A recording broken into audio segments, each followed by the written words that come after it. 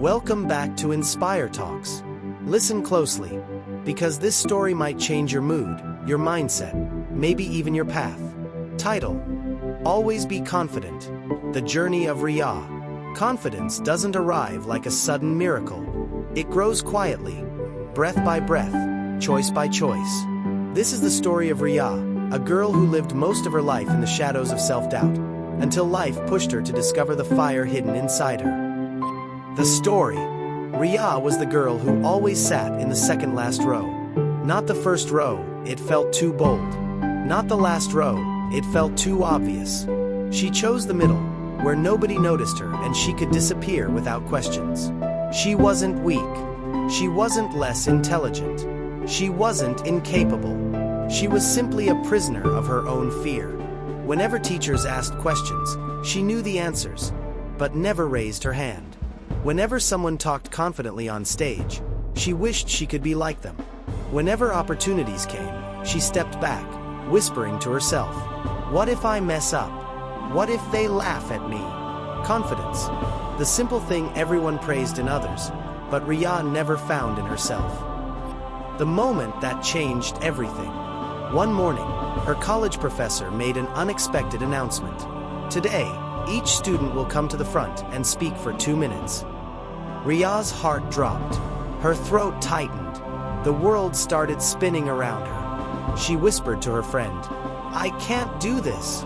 I'll ruin everything." Her friend replied softly, "Rhea, maybe you'll stutter, maybe you won't. But all your life you've been running from this moment. Try once. The worst thing. They forget. But you will remember that you tried." Those words hit her hard. When her name was called, she walked slowly to the stage. Every step felt like walking through water. Her heartbeat echoed in her ears. The microphone felt heavier than a mountain. Her first sentence cracked. A few people looked up. She wanted to run. But then, her eyes fell on a girl sitting in the corner. A girl who looked nervous, shy, terrified. A girl who looked exactly the way Rhea used to. In that moment, Rhea realized, if I stay scared, I'm teaching her to stay scared too. She swallowed her fear, inhaled deeply, and spoke again. This time, her voice didn't break. It didn't roar either, but it was steady, honest, brave. She spoke about fear, about dreaming, about failing, about standing here even when your whole body wants to run. When she finished, the room was silent for a moment, not out of judgment, but because they hadn't expected this girl, this quiet girl, to speak with such truth. And then the applause came, not because she was perfect, but because she finally showed up. The rise of a new Rhea. Something shifted in her that day. Not confidence. Confidence was still small, but courage woke up. From that day on, she made a promise to herself. Fear will not make my decisions for me. She practiced speaking daily. In front of the mirror. In front of strangers. In front of empty rooms. One step at a time. First she trembled. Then she stuttered. Then she spoke. Then she flowed. 1 year later, the girl who once couldn't speak for 10 seconds was invited to speak for 20 minutes at a youth event.